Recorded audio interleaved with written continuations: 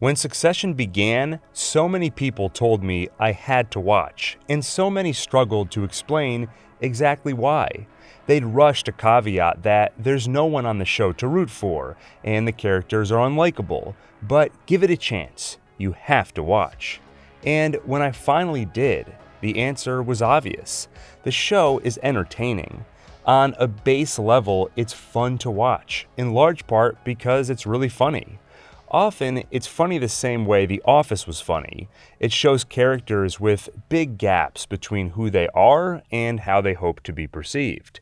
Kendall desperately wants to be the new, upstart CEO of Waystar, ready to guide the company into the digital age. But when he comes face to face with Lawrence Yee, head of Vaulter, the difference between them is painfully obvious. And you can imagine Michael Scott in Kendall's place, making just as feeble an attempt to sound hip. I think Vaulter is the shiz. We're the shiz? Kendall maybe most embodies Michael Scott in Season 2, Episode 8, with his infamous rap, which I have to agree with showrunner Jesse Armstrong is actually better than it has any right to be. L to the OG, dude be the OG. I'd say it's good enough to win a Dundie Award. That episode of Succession actually took place in Dundee, Scotland, and the name of the episode was Dundee. Coincidence?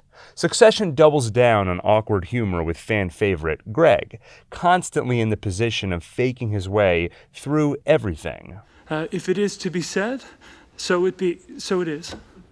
Are you all right? Yes. I merely wish to answer in the affirmative fashion. There's also endless entertainment in the siblings' ongoing attempts to out-insult one another. Everything else aside, the writers of this show can just write some clever, funny lines which are peppered throughout every episode. It's a Times New Roman firing squad. Yeah, it's... Romulus, when you laugh, please do it at the same volume as everyone else. We didn't get you from a hyena farm. Thanks, Pop. But he said that to be nice. What I think he meant to say was that he wished that Mom gave birth to a can opener, because at least then it would be useful. The siblings especially, after years of exorbitant wealth and entitlement, and learning from their father, have no respect for decorum. So even in offices or conference rooms, they'll say things that would get any normal person booted from the company. There's a lot of fun to be had there, too. In many ways, Succession works like a sitcom.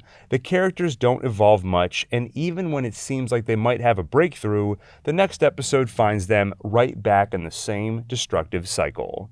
How many times did you think Tom and Shiv were done for, only to find them making another go at it the following season, and then having another breakdown?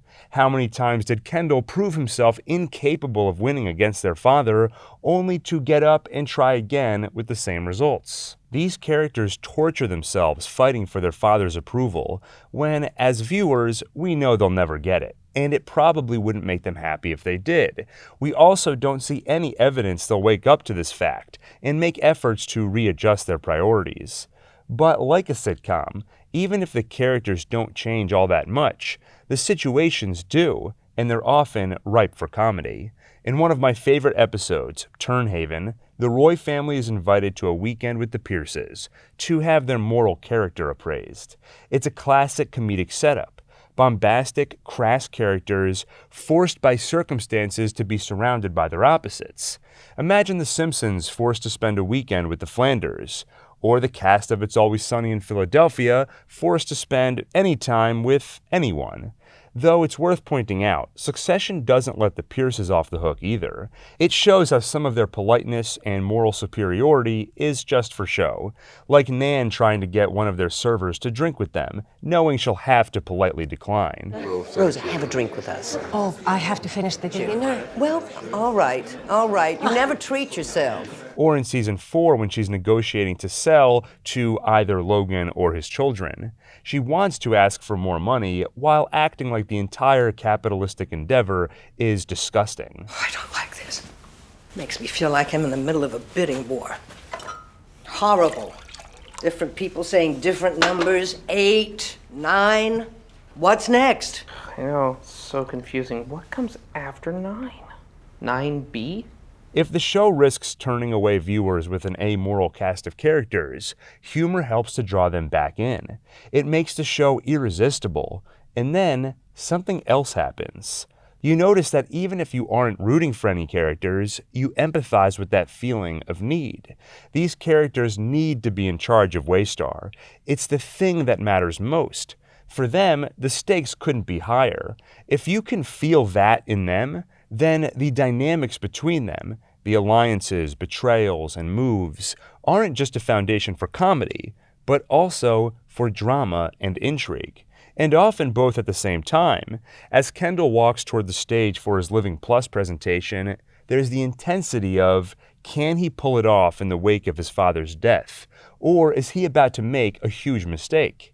And there's humor in Carl, moments before the presentation, trying to delicately stop Kendall from putting out insane numbers. It's cool. Okay, well, if It I is could cool. just take a quick peek. Carl, man, it's not a good time. Oh, but then if you could just talk me through it, just so I'm... The changing circumstances which swirl around largely unchanging characters are, like a sitcom, an opportunity for comedy.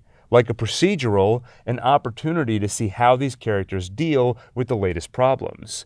But more than that, as they squirm and react, we start to see who they really are, their vulnerabilities and their values. And then, between the laughs, the drama, and the intrigue, something else creeps in too: tragedy. It turns out comedy isn't just a way to keep us entertained while we wait for empathy to kick in. It's also a way of putting us in the characters' shoes. They fill their lives with decadence and hollow ambition, avoid serious conversation with sarcasm and insults, but the truth occasionally reveals itself, like a splash of cold water. The same way Succession is funny until it's not. You're such f***ing dopes. You are not serious figures. I love you, but you are not serious people. There have been a ton of think pieces written trying to classify Succession. Is it a tragedy, a satire, a comedy in the guise of prestige TV? The answer, I believe, is all of the above. Sometimes Succession wants us to laugh with the characters, sometimes it wants us to laugh at them, and sometimes it wants us to cry. All of these are important parts of the story Succession is trying to tell, and the ideas it's ultimately trying to convey. We'll talk about those ideas in a minute, but first, a quick word from our sponsor. Thank you, Scentbird, for supporting the channel by sponsoring this video. I've never been close to a billionaire, but I bet they smell great because they can afford the best colognes and perfumes. But what if I told you you can smell great too without breaking the bank? That's where Scentbird comes in. Scentbird is a fragrance subscription service with a mission of empowering each and every person to express themselves through scent. They let you choose a new designer fragrance every month for just $17. Every month you get to pick what you want from brands like Prada, Gucci, Versace, and many more. Some of these fragrances can typically cost up to $300 or $500 for a full bottle, but with Scentbird, you can try them as part of your subscription. And they're not just sending small samples, you get a 30-day supply for each of the ones you choose. And picking them out is easy with filters by occasion, season, and more. Plus, you can see the specific fragrance notes for each. Once you've made your pick, it arrives in this easy-to-use container. Just turn and spray. And as you can see, it's a generous amount of fragrance, enough to last you 30 days until your next batch. Use my coupon code ONETAKE55 for 55% off at Scentbird. That's just a little over $7 for your first month, available in the USA and Canada. This month, I picked Gucci's Guilty Parfum and Acqua di Parma's Mandorlo di Sicilia. I chose the Guilty Parfum because I wanted to try a lavender scent, but I also like the woody hints that come from the cedar and patchouli notes. I chose the Mandorlo di Sicilia because I was intrigued by the almond and vanilla notes, and I really like it. It reminds me of cookies or cake, and if people think of dessert every time they're near me, I don't mind that at all. Thank you again to Scentbird, and back to the show. At its broadest level, Succession functions as satire. It makes the rich and powerful look absurd and disconnected from reality, then shows how that disconnect bleeds out to hurt others. The absurdity is often shown in their insane opulence, luxuries purchased for the sake of luxury, like Connor bidding on a particular collector's item. Napoleon's penis? Yeah. It's obviously not an item of interest to serious scholars, but as a curio, sure. Tom laughing at Greg for liking California Pizza Kitchen and suggesting something more appropriate for rich people to eat. It is a deep-fried songbird. You eat it whole. Oh my God. This is like a rare privilege, and it's also kind of illegal. Oh, I have it. For the head, the exact purpose is debated. Some say it's to mask the shame, others to heighten the pleasure. Not yet. No. Eat it, Greg. Or Kendall's 40th birthday party. He spends an exorbitant amount recreating his childhood treehouse, a forest where people shout compliments at you, a bizarre musical act he ultimately cancels, and all of it adds up to the saddest birthday party ever. In particular, the show puts the Roy children in its satirical crosshairs. Logan built a media empire, so he's no stranger to hard work, but his children were born into wealth, and although some have chosen to work, they haven't often had to, especially Connor. We don't get full biographies for each character, but we do learn bits and pieces throughout the series. We know Connor came from a different mother who was committed to an institution. Perhaps to assuage his guilt, Logan threw a lot of money at Connor and not much else, as opposed to Kendall, Rome, and Shiv, who he encouraged to join the family business. You were never interested. Well, maybe I was never encouraged. Well, I don't do ancient history. The truth is likely somewhere in between, but the result is that among the siblings, Connor is the biggest stranger to hard work, and it's often a source of comedy, turning Connor into a satirical stereotype, the out-of-touch rich guy. I'm just wondering if I can hit you for like a little 100 mil. A little 100 mil. Even the relationship with his eventual wife is something he pays for. Although Willa likes Connor in her own way, she was initially hired as an escort, something Connor's siblings snicker at, especially when he brings her to important family functions. She only commits to Connor exclusively once he offers to fund her dreams of being a playwright. It's a comment from Willa which finally makes him self-conscious about his lack of any real accomplishments. Someone asks what Connor does, and she offers that he doesn't really do anything. He quickly mounts a defense in one of my favorite Connor moments of the series. Being on the verge of setting up a podcast on Napoleonic history with a considerable level of investment interest, that's nothing. Then he overcorrects with the exciting announcement that he's running for President of the United States. I think I finally found a job I want to do. Okay, what is it? President of the United States. Connor's siblings don't go quite as far in their taste for decadence as him, but one thing they all have in common is Logan's protective bubble. Showrunner Jesse Armstrong admits in interviews that he does believe people can change, but it's a rare phenomenon. I'd add that when it happens, it's usually, at least in part, a response to consequences, something these children have been shielded from their entire lives. As they treat the world like their playground and make demands, no one tells them no. Don't say no, Denny. Don't say no. And someone is always there to clean up their messes. The first episode ends with a Roy family baseball game. At one point, they're down a player, so Roman has a fun idea. A couple and their son watch from the sidelines. Roman asks the boy to take the bat and offers him $1 million if he hits a home run. The boy comes close, but doesn't quite make it to home plate. That was almost a home run if you went all the way around, but it was a really good effort, really quite tremendous. So take this back to your life. It's $250,000. Enjoy. For the family, this would be a life-changing amount of money, and Roman takes some joy in teasing them with it. Afterward, he can walk away without worry that word of his cruelty will get out, because their people have NDAs on hand, ready to be handed out and signed whenever something needs to be covered up. They also offer an expensive watch as a bribe, something Logan re-gifts from Tom. It's worth noting, by the way, that Logan congratulates the kid on his effort and sounds genuine. Magnificent effort. Thank you. Magnificent. Having worked his way up from humble beginnings, he might have respect for someone who puts in genuine effort, an appreciation his children lack. Though Logan also leaves a trail of NDAs behind him. He throws a tantrum in the season 1 finale and fires a waiter, leading to another NDA and another payoff. And according to Succession, what is the impact of a wealthy class shielded from consequences? The season 1 finale shares a couple of grim examples. Roman had been put in charge of a satellite launch and thought it would be fun if it took off the night of his sister's wedding. He pushed for an accelerated schedule, and as always, no was not an acceptable answer. So despite the safety hazards, they moved forward with the launch, and it explodes. It's a moment that perfectly captures the tone of Succession, because there's something funny about Roman's reaction. He silently puts his phone back in his pocket and rejoins the wedding. He fakes his way through the party, while panic hides under the surface. At the same time, it's stomach-turning, because for a few minutes, we don't know the result. We don't know how many people were hurt or possibly killed. Eventually, Roman learns all that was lost were a couple of thumbs and possibly an arm. For anyone else, this would still be one of the worst nights of their life, and they'd likely be out of the job. But for Roman, knowing no one was killed is enough to reignite his joyous mood. Guess who just didn't kill anyone, but maybe only lost a couple of thumbs? I don't know. This guy!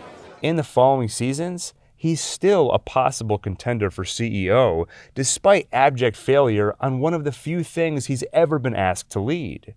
But by the end of the night, one of the Roy siblings will have death on their hands, in an event inspired by the Chappaquiddick incident. After joining his father's enemies in a bid to take over Waystar, Kendall is desperate for something to take the edge off, and alcohol isn't enough. Luckily, he finds a kid who knows where they can get some coke, Andrew Dodds, the waiter fired by Logan. He knows where to get some, but isn't in any condition to drive after snorting ketamine. Neither is Kendall, who is both drunk and inexperienced. Nonetheless, he takes the wheel. Right there. Yep, just fucking stick shift. I don't drive that much. Huh? Why not? Because I'm incredibly rich and I mostly get driven everywhere. When they see a deer on the road, Andrew grabs the wheel, driving them off the bridge and plunging them into the water. Kendall makes some attempt to save him, but ultimately leaves the scene, cleans up, and sneaks back into the party. Living a consequence-free life means nothing stops Kendall's impulse to get behind that wheel when he shouldn't. And as always, someone is there to clean up his mess. Kendall's room key was found at the crash site, so Logan's people concoct a story about Andrew breaking into Kendall's room and robbing him. Using his connections, Logan can sell the story and keep Kendall safe. He suffers some consequences. Under threat of going public with Kendall's crime, Logan gets him to stop the takeover bid. But Kendall has no risk of seeing the inside of a jail cell, and continues his comfortable, wealthy lifestyle. And in Season 4, even gets to be co-CEO for a time, with a legitimate shot at taking the job long term. Something only the ultra-wealthy could pull off. Normies like us could never come back from Kendall's tragic accident or Rome's blowing up a satellite. In its lighter moments, Succession lets us laugh at these characters' opulence, whether they're swallowing deep-fried songbirds or bidding on military commanders' genitals. But it also occasionally reminds us that the wealthy aren't just rich, they're also powerful, especially those who make their billions off media. Part of that power comes in the form of political influence. We find out about halfway through Season 1 that Logan has a direct line of influence with the President of the United States, whom he affectionately refers to as the Raisin. And since Logan has control over the country's largest news empire, he has control over how the president looks to the public. He'll publicly claim that ATN has full editorial independence, but we see that Logan influences the narrative when he wants to. In Season 3, Waystar is under investigation for misdeeds on Waystar cruises. Logan leans on the Raisin to protect them, and when Logan is dissatisfied, he sends word for ATN to attack the president. They start reporting that he's suffering from memory issues, and as the narrative takes hold, the president decides not to run for re-election, which is a problem for Logan because it means losing a powerful line of influence. And it's an example of this family's power. Their control over the media allows them to influence public opinion, which gives them leverage over those in political office, to whom public opinion is paramount. And politicians recognize this. After the Raisin drops out, a new Republican candidate needs to be selected, so they hold the Future Freedom Summit, ostensibly a donor event, but in reality, a venue where the Roys will select a candidate to back. effectively making them the next official candidate. AKA picking the next president. At one point, they even consider Connor for the job, a prospect so chilling it crosses enough of a line for Greg to finally speak up. As always, even when Succession is portraying a horrifying interpretation of reality, that democracy is an illusion controlled by the rich, it can also be hilarious. I will go. I just want to say, I think I think I owe it to my country to say, I don't think you should crown or make Connor president. That's it. Thank you. Good night. Sorry. Succession is not a documentary, so you can't take these scenes literally, as Jesse Armstrong telling us, this is how your country works, and this is what these conversations look like behind closed doors. But I do think his contention, and many would agree, is that the media and politics are far too intertwined, and large swaths of news media are controlled by a small number of people. So it's easy to see how that small number can effectively have too much control. I don't even think that's a novel or controversial statement. What Succession brings to the table is that it makes the idea feel real and imminent. It shows those conversations behind closed doors. It shows how Logan's influence is felt, even when the public is told ATN has editorial independence. Jesse Armstrong takes the scary idea of puppet masters behind politics and makes it infinitely more conceivable because we feel like we're seeing it in action. And even scarier is that those puppet masters, considering where they came from, wealth and entitlement, could be drunk at the wheel, making decisions where morality and ethics are hardly a consideration, or not a consideration at all. When those concerns are raised, they're laughed out of the room. Seriously, okay, name me one principle that you have. I don't know, like I'm against racism. Bullshit, I'm against racism. Greg, this is not in Charles Dickens' world, okay? You don't go around talking about principles. At the Future Freedom Summit, when they're deciding on the next president, and Roman argues for a possible fascist, Shiv tries taking a stand. And I think we have a responsibility as Waystar to the American Republic and to the future of it. Fuck you, Roman! Years and whatever. A similar moment plays out in the actual election episode of season 4. There comes a time where you have to stand up for what you... Ultimately, the decision comes down to who is likely to win and who is likely to give consideration to Waystar, the same way the Raisin did. Bottom line, who will give the Roy family the most power? Sometimes their decision-making doesn't even follow this sort of cold logic, but is instead driven by emotion. None of us are above temper tantrums or vindictive behavior, but most of us aren't ultra-rich or powerful, so the consequences of our actions are a bit more limited in scope. Logan spends much of the series on a personal vendetta to purchase Pierce Global Media. His motivations are never made entirely clear. Roman's theory is that Logan's more liberal brother Ewan watches their news network, so Logan wants to buy them to piss him off. Logan also has reason to hate their newspaper after they ran a hit piece on him. The Mail did a hit piece. They said he served warm white wine and that he thought Plato was one of the Marx Brothers. After several attempts, Logan is unsuccessful, but he does come close. A $20 billion move which would further monopolize the news industry nearly went through as a result of one man's grudge. Many call out Logan's irrational obsession with the deal behind his back, but Shiv is one of the few who worries about the broader implications. Yeah, but if we own all the news, I do actually wonder where I'll get my news, because at some point someone needs to actually keep track of what's going on in the world, who went where and who wore a hat. In the previous episode, an entire company is dismantled and everyone is fired for similarly petty reasons. After Kendall spends way too much to acquire Valter in season 1, Logan worries they aren't adding as much value as expected, so he sends Kendall and Roman to investigate. Kendall goes through their data and concludes they are underperforming, but there's a clear path to turning them around. Meanwhile, Roman goes out for drinks with a couple of their staffers to conclude, It's a muesli pit, and it doesn't fit with our core, values. So now I'm thinking we just shutter the and Logan sides with Roman. Your brother's right. Got it. You think you can gut Volker for me?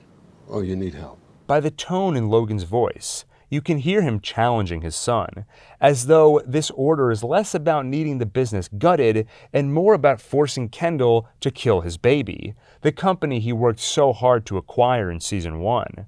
Once Roman's idea becomes reality, he starts to waver. But he too is motivated by getting one over on his brother. Bolter thing, gutting it. What if it's the wrong thing? I thought your dad agreed with you. Yeah, he did. And now they're doing it. They're actually doing the thing that I said. We're gutting Bolter.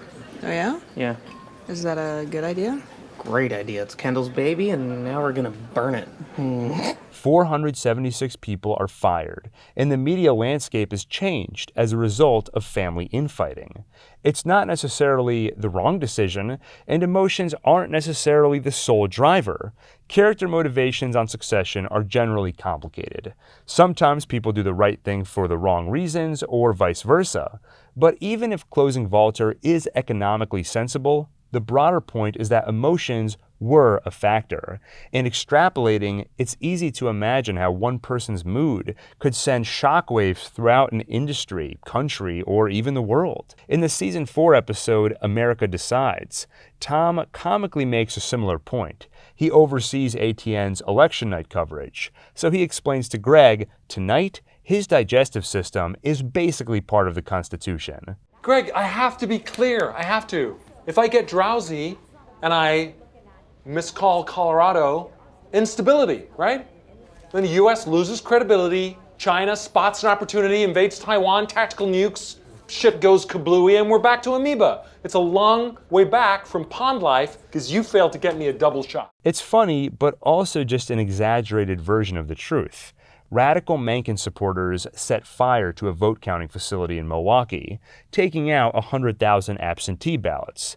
Statistically, it's all but certain those votes would go to Jimenez. But taking only the votes that have been counted so far, Mencken would be the winner. And if a few other states go his way, ATN will have effectively called the election in his favor because of the Wisconsin decision. Of course, the news doesn't decide the election, but they are the ones who call it on election night. And even if the courts ultimately decide something else, which the finale implies may happen, a large swath of the country will already have their minds set. One way or another, making the controversial call in favor of Mencken has potential to be dangerous, which the following episode proves when protests and riots break out. The show's satire, in part, just pokes fun at these out-of-touch billionaires. But its more serious thesis is that because politics and news media are so intertwined, those out-of-touch billionaires wield a lot of power, and they, being just like us, make irrational decisions based on emotion. But unlike us, those decisions affect millions. The call on Mencken ultimately comes down to a debate between Shiv, Roman, and Kendall. Roman takes a more nihilistic view, that the implications for democracy are irrelevant. All that matters is that Mencken would support them, specifically in stopping Matsson's purchase of Waystar. It's also particularly enticing for Roman because he's the one who owns the Mencken relationship, so winning it this way puts him on top, even above Kendall. Shiv is opposed, ostensibly on moral grounds, but also because she's on Matsson's side. As always, character motivations are complicated. She's saying the right things, but not necessarily for all the right reasons.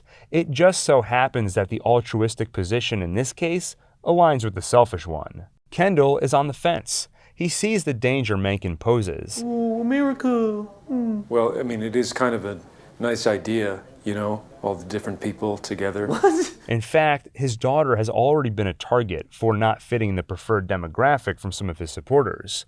But while he is indecisive, Roman steamrolls past any dissent and gets Tom to call Wisconsin in Mencken's favor.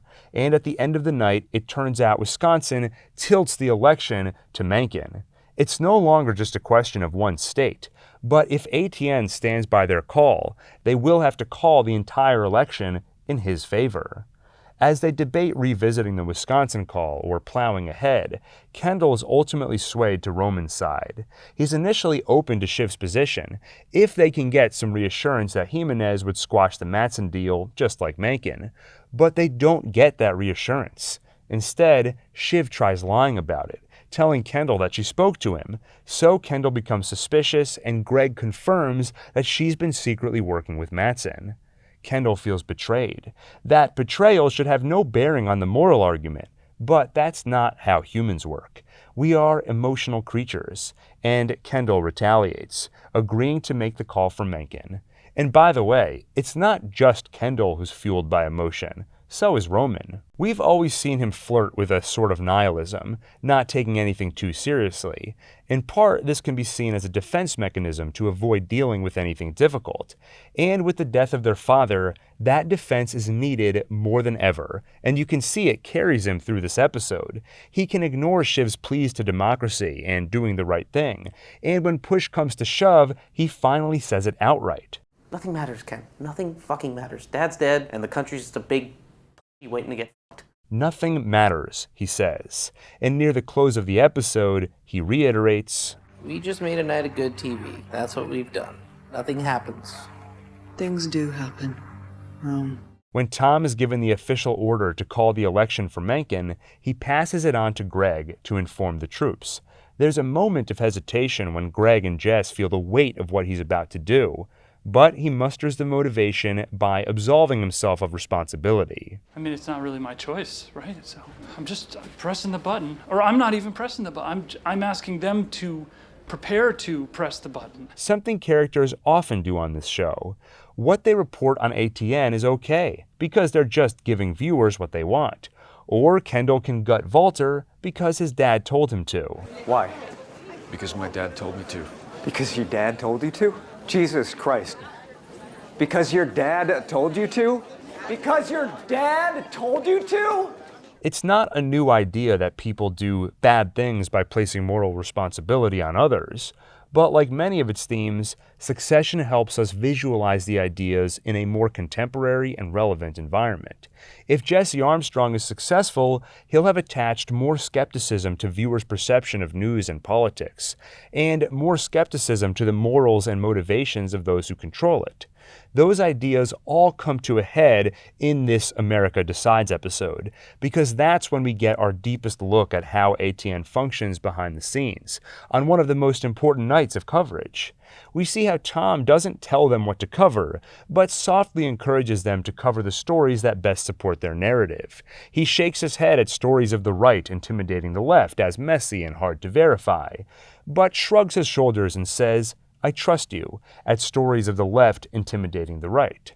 Later, after his controversial call for Mencken, he suggests to Greg they put a brainiac on the news, a historian, to explain how there's historical precedent for this sort of thing, how it's happened before and everything will be fine.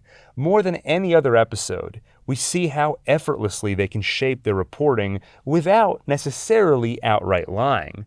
They can emphasize certain stories while skipping others, and find an expert who will say anything. In defending his call for Mencken, Roman gives a few examples of similar things their father has done in the past. One fax, he took out a government. He did Lyle, send, and that was it. That's all it took. He helped end, he ended wars. He ended wars that he started. He did whatever the wanted. We can't know how much of what they're saying is bluster or exaggeration, but it all sells the idea of emotional, vindictive, and power-hungry people using the news as a bludgeon to shape the public as they see fit. And like us, they're driven by emotion, so the moods and grievances of overgrown children can actually move the temperature of a country. Even the final decision, Shiv's choice to sell Waystar instead of letting Kendall have it, is in part motivated by emotion. She's probably right that Kendall wouldn't be good at the job, and she's right that he has blood on his hands. It's a decision that's easy to agree with, but was it a purely logical decision, or did it just feel wrong for personal reasons and Shiv's rationalizing why? After running the gamut of arguments why Kendall can't be CEO, she answers his final why with, Really? I love you, but I cannot fucking stomach you. It's open for debate, and like most choices on Succession, the answer is likely a mix. Kendall feels wrong to her, and conveniently, maybe he also is actually the wrong choice. Does all this really work the way it's portrayed on Succession? Do media moguls call the president with thinly veiled threats of less favorable news coverage? Do their children make bad calls on election night because they weren't hugged enough by their dad? I can't really know, but Succession definitely portrays it in a way that feels plausible and almost inevitable, because people are flawed and people have power. So much of the show focuses on the dynamics between family members, and it's a very human show. Those dynamics, the Machiavellian tactics, alliances, and backstabbing, could be applied to a rich family in any industry. But Armstrong chose media, in part because he's taking inspiration from the story of the Murdochs, and in part I think it's because it raises the stakes by making the battle so much more public, but also to add those broader societal critiques, which becomes satire when Succession is making us laugh. The show doesn't spend a lot of time proving that public opinion and sentiment are influenced by what and how the news chooses to report. It somewhat takes that for granted because I don't think it's in doubt. But the broader satire is pointed at the engine underneath. Who is choosing what the news reports? People who are out of touch, people who have personal agendas, people who are angry, and people who see morals and ethics as a joke. I said earlier that Succession makes us feel inevitable.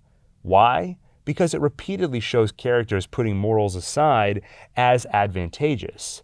It comes out in season 1 that years ago on Waystar cruises, tons of crimes were covered up, including ones where people died. And often, if that person wasn't a guest or permanent member of the staff, it was called NRPI, no real person involved.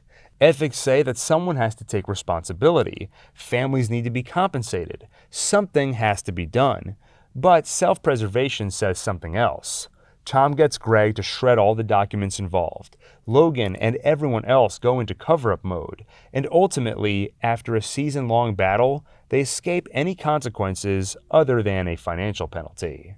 On a smaller scale, we see blackmail pay off time and time again. Greg holds on to some of the documents he was meant to shred and uses them as leverage to climb the Waystar ladder. And on his way up, he's repeatedly patted on the back. Often when attempting to blackmail someone, they first congratulate him on playing a successful move, and then give him what he asked for. Yeah, I would just think like anybody would be wise to keep me in a good role. Greg the motherfucking egg. You little Machiavellian fuck. I see you, Greg. I like it. And you can't forget one of the final and best Tom advising Greg scenes of the series. Information. No guarantee. Greg, it's like a bottle of fine wine. You store it, you hoard it, you save it for a special occasion, and then you smash someone's face in with it. Nice. In season 2, when Kendall asks his father if he ever had what it took to be CEO, Logan advises him on what he's lacking. You're not a killer. You have to be a killer. He has to be a killer.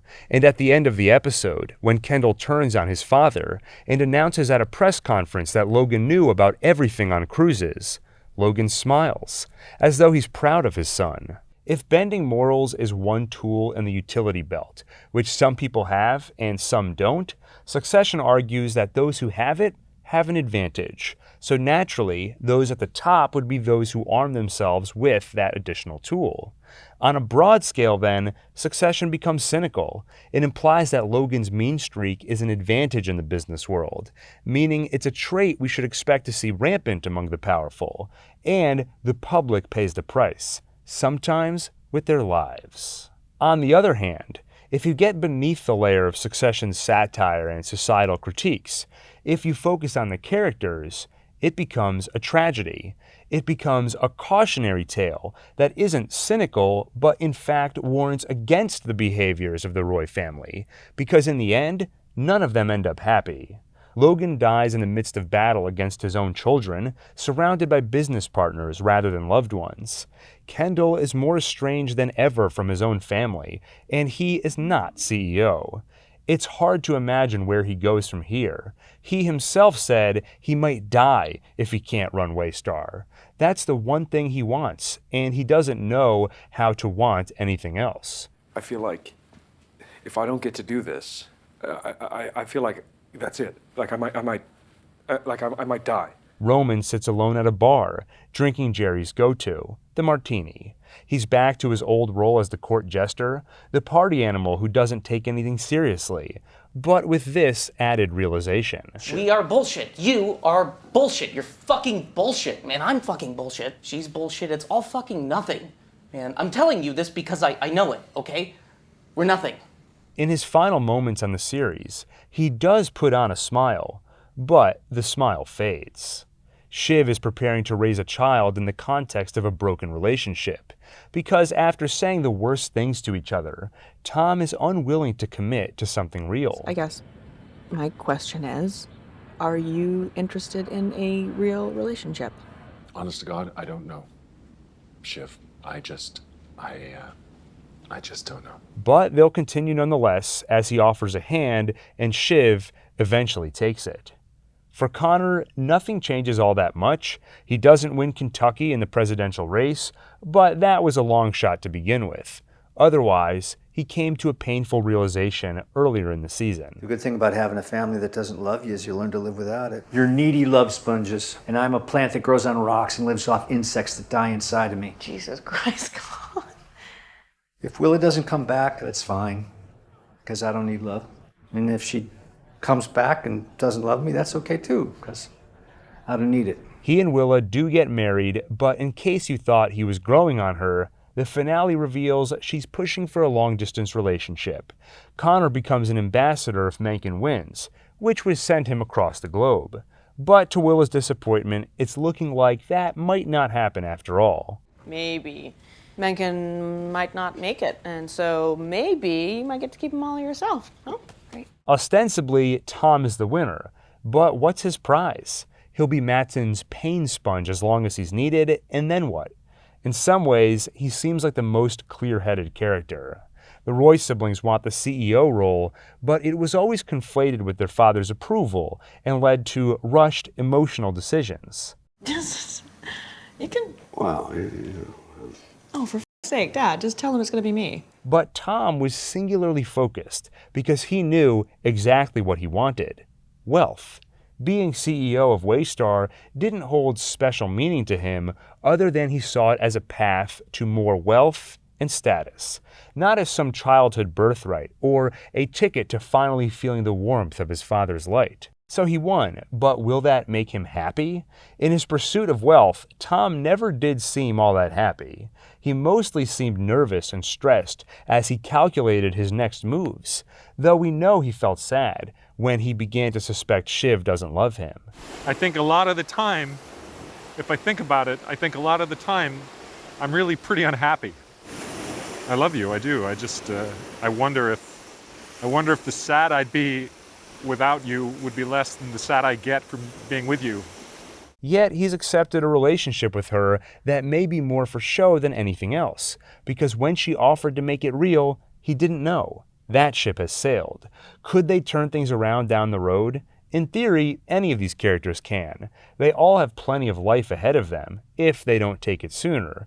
And in Kendall's case especially, you wouldn't be alone in worrying about that. But there's nothing to say these endings are definitive, and that nothing can change. The optimist in you might want to believe they will. The prospects are bleak, though. On a feeling level, the tone of the final moments are bleak. The music is sad. The characters look sad and defeated. The siblings are separated from one another after a fight that feels hard to come back from, which doesn't bode well considering their most joyful moments were together, like the meal fit for a king, or the eve of Shiv's wedding, when they get together in a spot that was likely a place they hung out together as children. Hey, you want to meet up later tonight all together? At the place? Yeah. Succession doesn't tell us they'll definitely never see each other again, but endings are important. They often become the lasting impression of a story, and in this case, it's the Roy siblings apart and lost. So when you think of Succession as a now complete work, you remember the Roy siblings' journey as a sad one. And that's often what cautionary tales do. They present a set of actions and attach negative emotions to them as a sort of subconscious reinforcement. In the simplest of terms, the story's ending attaches negative feelings to the actions of the Roy family. The message?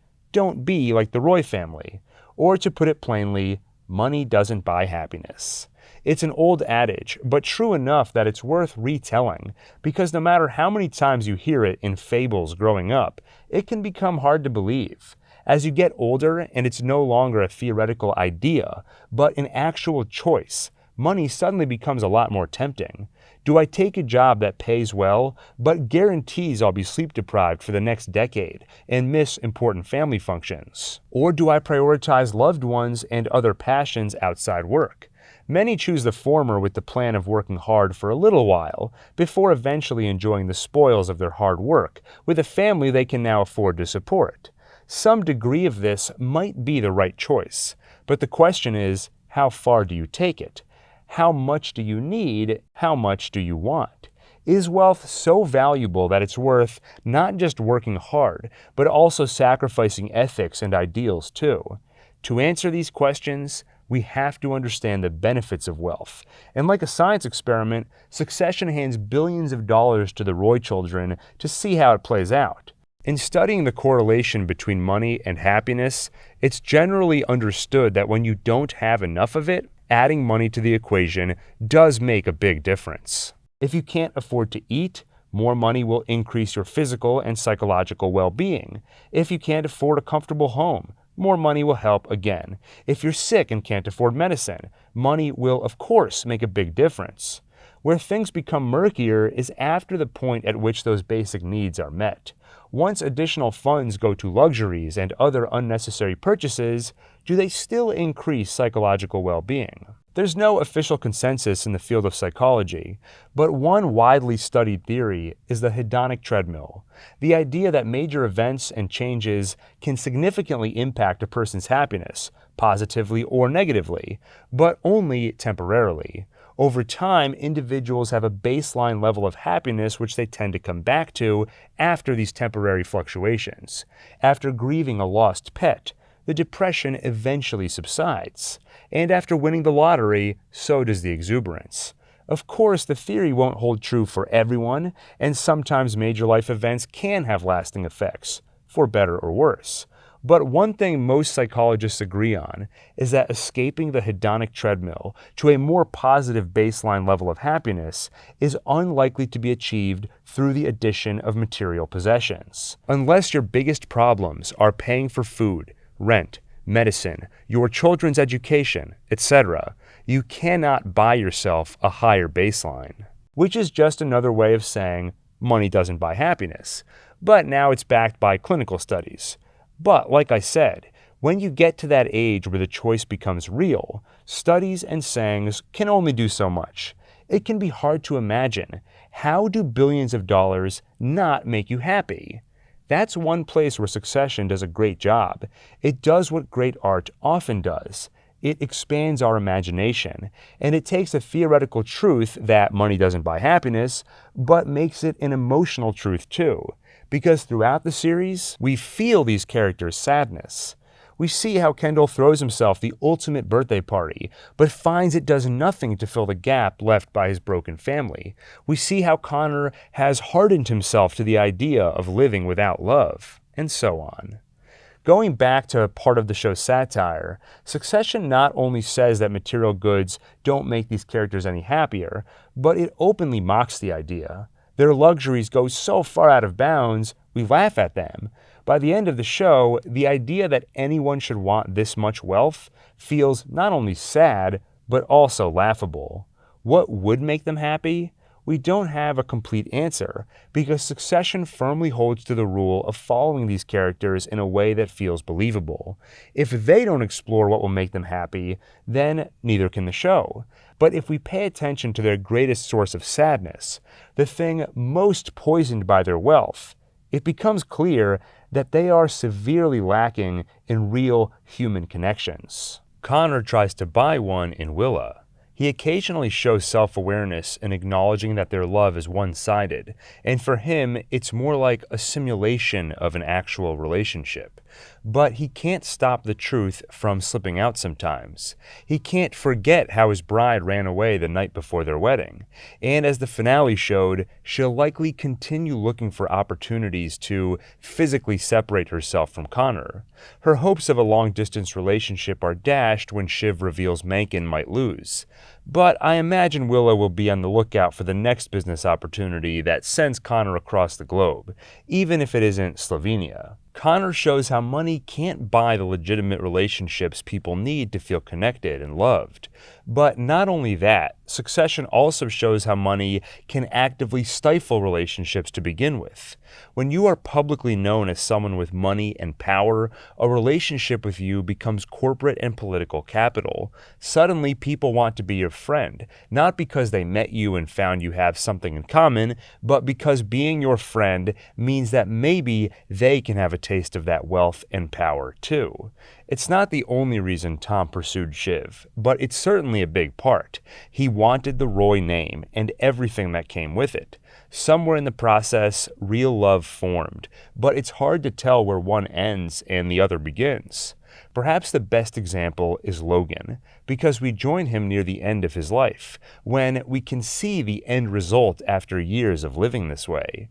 The result is that he's alone. His children grew up expecting at least one of them to take over the family empire. That put them in competition with one another. And when it seems Logan is willing to sell it away to Matsson, they turn against him. So who does he turn to? Colin, the bodyguard he pays to be around him. You're my pal. You're my best pal. Thank you. In the conversation, we can feel that Logan senses the end is near. He wonders about the afterlife and admits, We can't know, but I've got my suspicions. I've got my fucking suspicions. In the same conversation, he uses a similar ploy as Roman to assuage his feelings, a form of nihilism.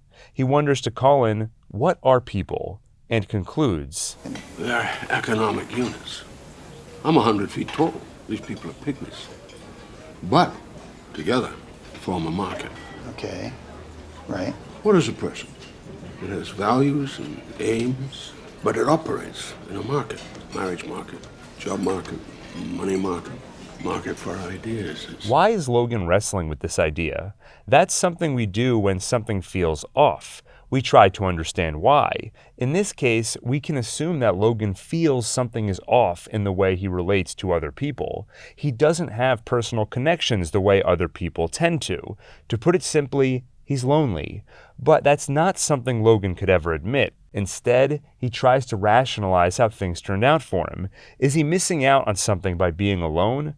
No, people are just economic units. They form markets. And if the world is just markets, then he succeeded. Logan is 100 feet tall. He lived his life correctly and enjoyed the spoils of his labor. Money doesn't buy relationships, and in fact, may actively poison them. Succession doesn't have a lot to say about what makes someone happy, but it certainly makes the case that human connection is high on the list. Less because we see it bring happiness, and more because we see its absence brings them sadness. Tom and Shiv locked in a marriage of convenience, Kendall threatening his wife with a court order to try and get his children to attend his father's funeral, Roman panicking in the finale when he sees Jerry, then drinking a martini alone at a bar, Connor accepting a loveless marriage with Willa, Logan dying without a loved one in sight. As I mentioned, the few moments of joy we see are when people are together. The boat, the meal fit for a king, or the most tragic one, Logan, Connor, and the others in the video which played in the finale, where Logan recites a playful poem, Connor does a loving impression of their father, and Carl sings. It's a sad moment because it forces Rome, Shiv, and Kendall to confront what they sacrificed. Their father was a hard man, and there was likely a limit to how close they could feel with him. But here is another side to him that in recent years they've been completely siloed from, because their relationship became adversarial. They each took turns as his ally, vying for the CEO role, and working hard to earn his approval. or at times working against him to wrestle control of the company. Only Connor, who abstained from the CEO race, was allowed a taste of their father as a man, and not a 100-foot-tall economic unit. At some point, you might look at these characters and wonder, why? Their lives are high pressure, stressful, and costing them everything personally. Why not just walk away and enjoy their billions? But that's easier said than done. I referred earlier to the hedonic treadmill, and I've seen other reviews use the term doom loop. Both circle a similar idea. It's hard to change who we are. How many habits do you have which you've been trying to break for years? How many people do you know make the same mistakes over and over? The truth is that the human spirit is resilient. It's very good at pursuing what it wants, despite every obstacle thrown in its path. This can lead to great achievements, but also the doom loop. In his 1931 essay, My View of the World, Albert Einstein paraphrased philosopher Arthur Schopenhauer to say, "A man can do as he will, but not will as he will." Said another way, we can act freely to achieve our goals, but we don't choose our goals in the first place. Somehow, we find ourselves wanting or needing something, and then if we're motivated, we act to achieve that thing, even if we can't say why exactly we want it, and even if the path is self-destructive, we still act accordingly, again and again. In the season 1 finale, when Kendall delivers the bear hug, Logan asks why, and Kendall can hardly string an answer together. Do you even know what you're doing this for? Ideas. I have, I've wanted to do things to save the company and do things. Kendall knows what he wants, but can hardly explain why. Roman, Kendall, and Shiv want to run Waystar. They spend 4 seasons pursuing it to their own detriment. Each even tries to escape at various points, but like gravity, it pulls them back in. Initially, Succession finds Shiv pursuing a career in politics outside the family business. But she's enticed back in by her father, and when he dangles the prospect of CEO, she can't help but bite. Meanwhile, Roman begins as the court jester. He left the company after a failed stint working under Frank, but he too is enticed back in by his father.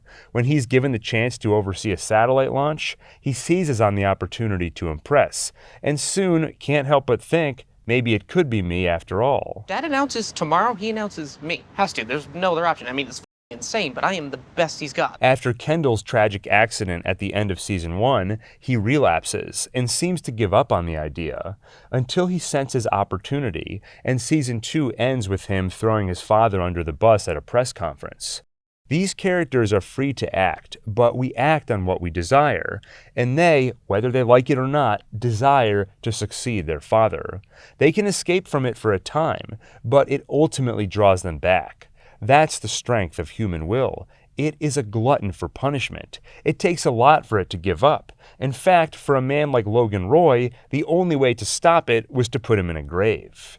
If you want to remember Logan for his positive traits, chief among them would be his incredible will to act, which was the thrust of Kendall's eulogy, though, as he said, that force could also be a terrifying one, and as Ewan pointed out, Logan at some point stopped trying to be a good man, so that force, unfettered, was destructive.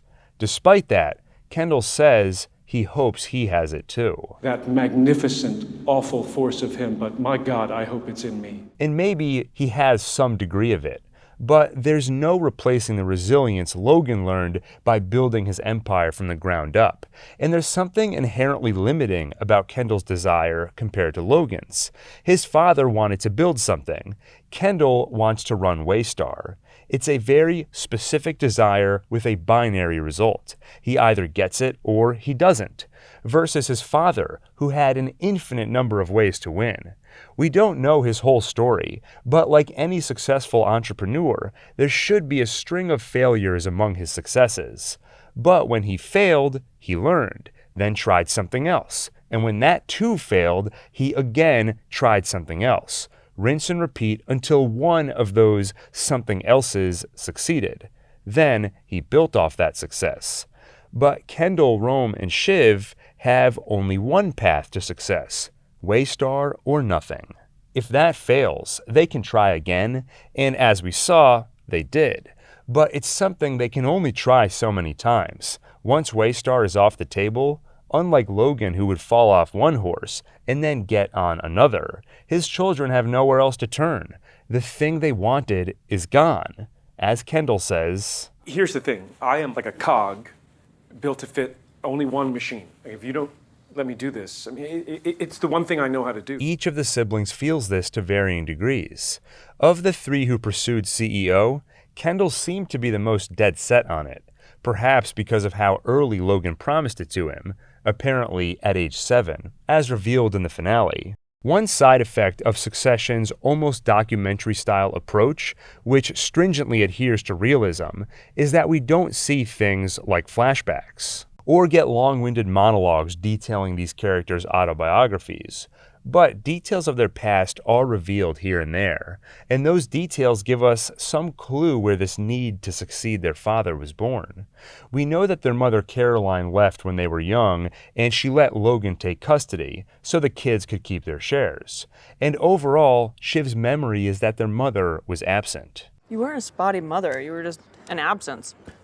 But I'm fine. And Caroline admits, Truth is, I probably should never have had children. I should have had dogs.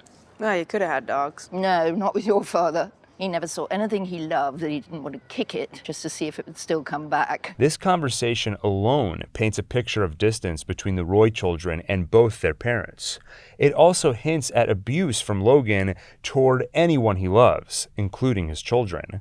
But in addition, we see flashes of abuse from Logan throughout the series. We see verbal abuse. Are you gonna fucking cry? Kendall, are you fucking crying? And physical abuse. You tortured the old dinosaur. You barbecued him live, huh? Don't fuck with me! Hey! No! Don't fucking touch him! Logan hitting Roman follows a presentation where Shiv referred to old dinosaurs at Waystar, implying that Logan is one of them, and that he has to go so new blood can step in. In the next episode, Logan uses a manipulative tactic which is not uncommon for abusers. He gives a quasi-apology while downplaying the incident, or even implying it never really happened. Maybe he swung, but didn't even hit Roman. Yeah, I was gonna say, that thing up at Argestes, I didn't even know you were there. I mean, if I did, I wouldn't, Did I even make contact? I don't... Because that's not something I do, Yeah, I know. I know that. He uses a similar tactic on his own grandson in season 1. They're playing a memory game called I Went to Market, and with his waning memory on display, Logan lashes out. You lose. Let go. Hey! What Hey, the are you fuck all right? are you doing? Are you okay? Are you all right? I hardly touched him. It's just shock. Come on. Other than the opening credits, we don't see their childhood, but these behaviors give us a clue what it looked like. We get another disturbing view a few episodes later at Tom's bachelor party.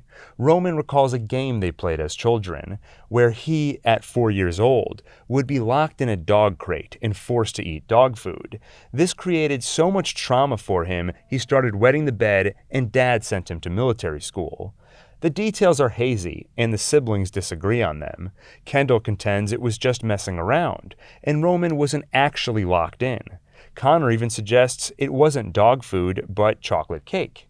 At the end of the episode, however, Connor adds a disturbing detail. Just messing around. Yeah, just messing around. Dad's theory was you got 2 fighting dogs, you send the weak one away. You punish the weak one, then everyone knows the hierarchy, then everyone's happy. So, away he went. We can start to see how the Roy siblings grew up so competitive, and why their focus became so limited. If Logan encouraged the dog pound game, then they were trained at a young age not to accomplish something or become great at something they love, but instead to become the top dog. It's not about bettering yourself, it's about outdoing everyone else, family included. If Roman was 4, then it would be around this time that Logan told Kendall he'd be CEO one day. These lessons were instilled in the children and possibly beaten into them, so it's no wonder they've stuck so many years later. Do not show weakness. Outdo your siblings.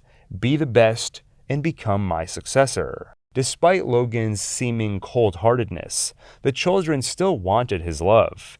In Shiv's eulogy, she talked about how he was always in his office, working hard, and they would try to get his attention. We used to play outside his office, and I think because we wanted him to hear, and he would come out, and he was so terrifying. Oh God, he was so terrifying to us. He'd come out and he'd yell at us to be quiet. Silence! And she adds, He kept us outside, but he kept everyone outside. When he let you in, when the sun shone, it was warm. Yeah, it was warm in the light. Like any children, they wanted to feel loved by their parents, and at minimum wanted their attention, even if it came in the form of reprimanding. They wanted Logan's love, but he clearly had a hard time giving it.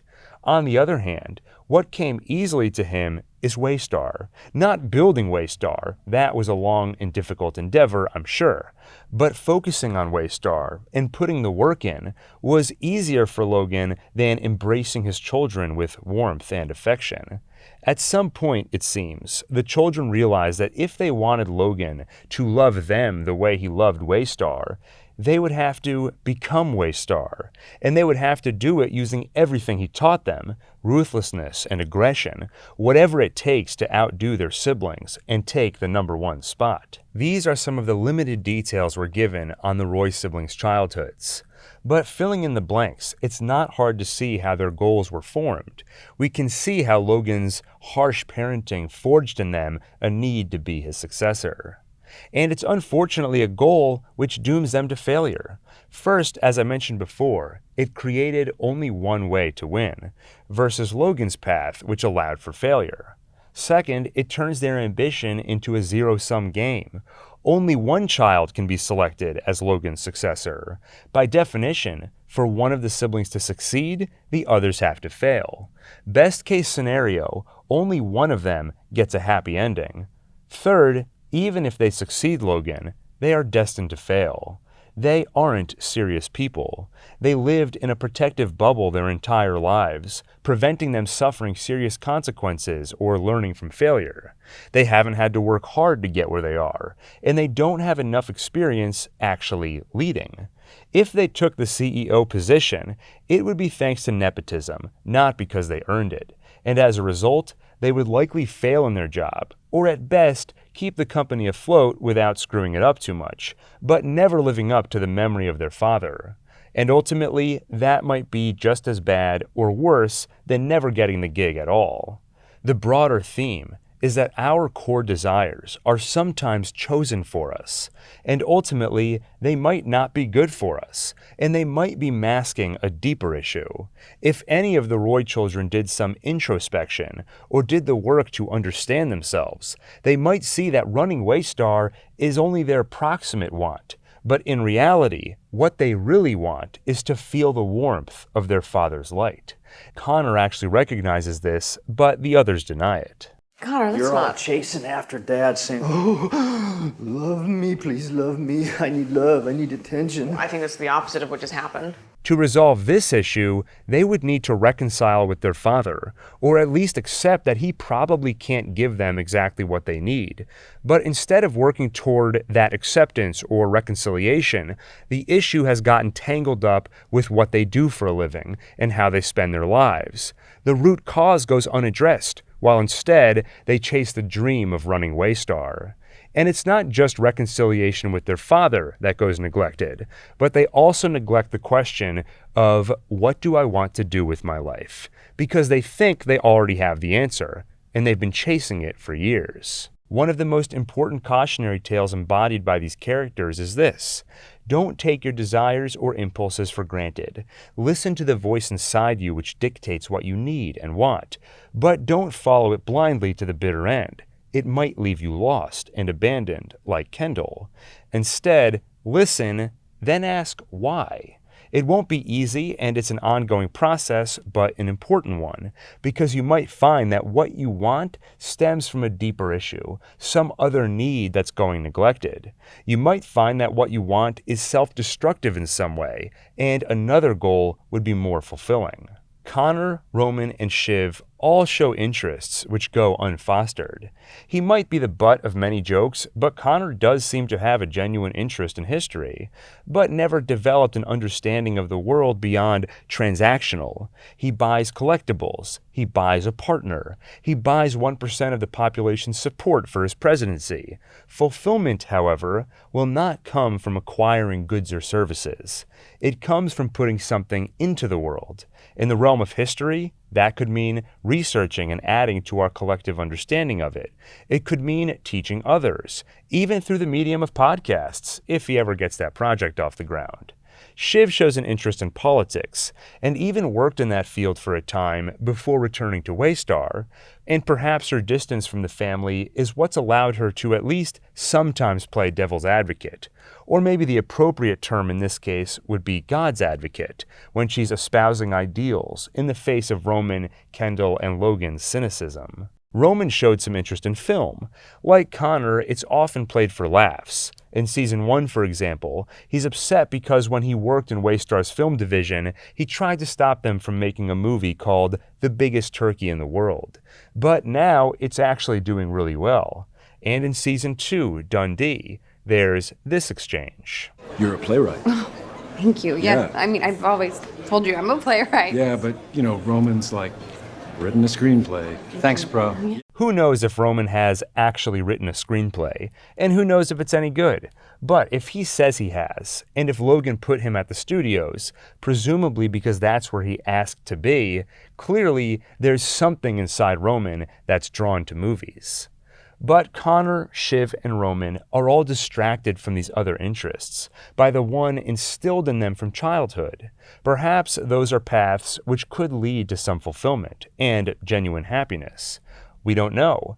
Maybe none of them can feel fulfilled while they still know they are failing at the big one.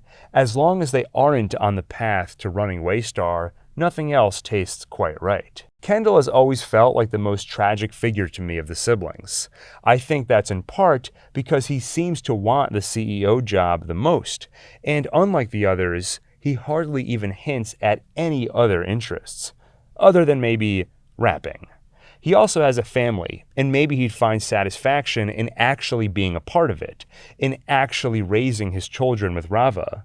But he is focused on Waystar, though he parrots his father in paying lip service to the idea that he's doing it all for them. Plus, I actually wanted to see you and the kids. I kind of it was kind of for you guys. Yeah, well. Everything I've done in my life, I've done for my children. Perhaps this is one example of the poison dripping through, something Kendall worries about during the America Decides episode. I don't think I'm a very good father. You are. You're okay. You've tried. That's all we can do. Maybe the poison drips through. That's another tragic element of Succession. As children, we start putting together a set of tools for dealing with the world. We learn how to handle confrontation, not getting your way. Sometimes we learn to handle grief. Some of these might be the right tools and some might be wrong, but you have them, and it can be very hard to outgrow them or change them. The Roy children were taught that emotions are weak, and in the rare instances where they are to be discussed efficiently. After Kendall's tragic accident, he's of course a wreck, and Logan checks in on him. So, listen. You all right? Yeah, I'm pretty good. I could use some downtime at some point to... Yeah, sure. Just don't, thinking's natural. Can't be helped, but, in limits. Right, exactly. This conversation about one of the worst things Kendall has ever done is almost laughably brief, and Logan tells him to keep his thinking within limits. He implies it'd be better not to think about what happened at all, but acknowledges it can't be helped. After the brief exchange, Logan concludes, Well, good. Good to have it all out. As though they've come anywhere close to having it all out. Later, Kendall tries to discuss it with his mother, but she avoids it too. Do you think maybe we can talk? Sure, absolutely. Go ahead, but, yeah. But are they quite difficult things? Because, a bit tired for home truths. Right. Well, yeah, it's a bit difficult. She suggests they wait until morning instead. If you want, we can absolutely do it now, but, you know, it might be better to do it over an egg. Sure. Uh-huh. Let's do it over an egg. Yeah, we'll feel better in the morning and we can do it tomorrow. But when they wake the next morning, she's gone. The conversation never happens.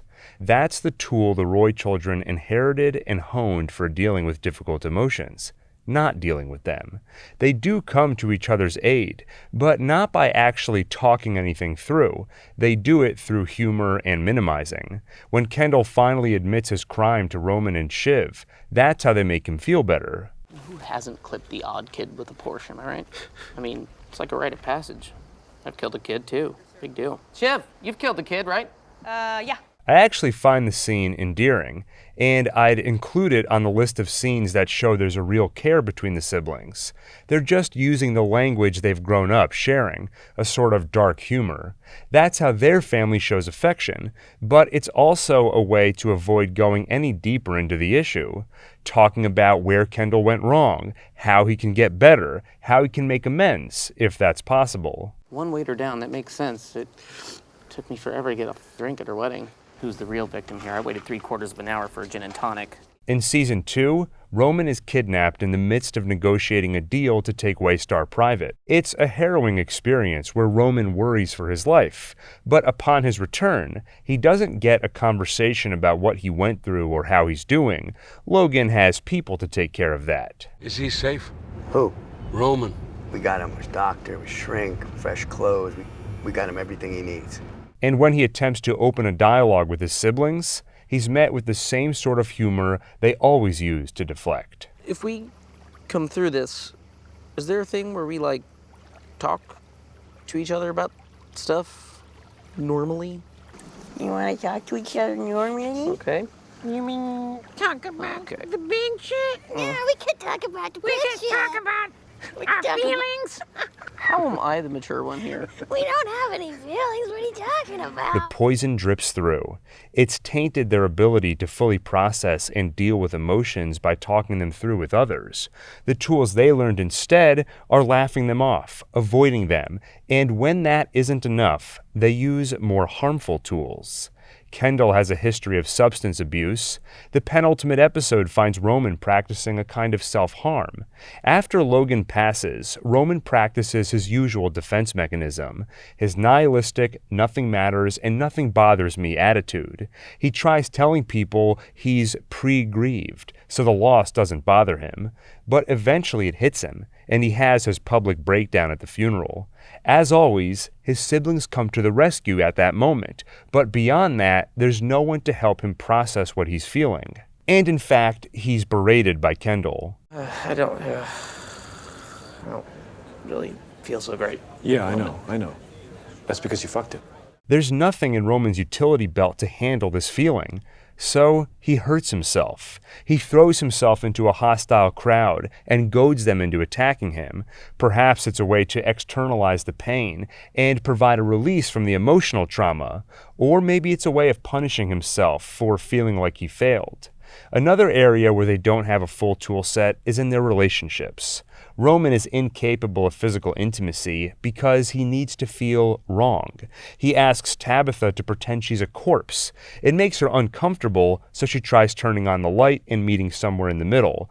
But that makes it impossible for Roman. I'm just saying, if we, like, politely agree on a wrong thing, then it's no longer wrong. But he finds some pleasure in a sort of relationship with Jerry, one that involves her reprimanding him over the phone or through a closed door. We've already seen how Kendall makes efforts here and there, but mostly neglects spending enough time with his ex-wife and children, instead parroting Logan by saying his work is for them. Shiv, who I think is one of the more well-adjusted among them, also struggles. Her relationship with Tom is complicated because it's in part transactional for both of them, but at various points, they've both asked the other for real love. just never at the same time. Tom asked for her hand in marriage at a vulnerable moment. Her father was in the hospital. She cheated on him while thinking she gave enough of a wink and a nod that it was understood, then made it explicit on their wedding night, which blindsided him. She watched as Tom circled the possibility of jail time and didn't necessarily show as much sympathy as he would have hoped. He betrayed her by tipping off Logan that she and her siblings were attempting to stop his sale to Matson. Both betrayed or hurt the other enough times throughout the series that both had plenty of ammunition during their big blow-up on the balcony at the tailgate party. But specifically for Shiv, where I think she struggled was accepting the idea of a true romantic bond. Like her siblings, that sort of bond didn't exist in their toolset. It would mean being open and vulnerable around someone else, something which makes the Roys particularly uncomfortable. She and Tom even laugh at the idea of prioritizing romance over wealth and status. And if you think that's shallow, why don't you throw out all your stuff for love? Come and live with me in a trailer park. Wow. I'd follow you anywhere for love.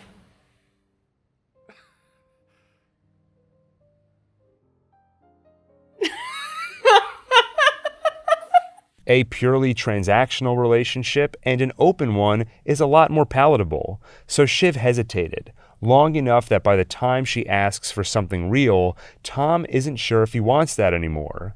In the series finale, Kendall steps over a couple of lines that show maybe he's inherited some of the most potent poisons harnessed by Logan.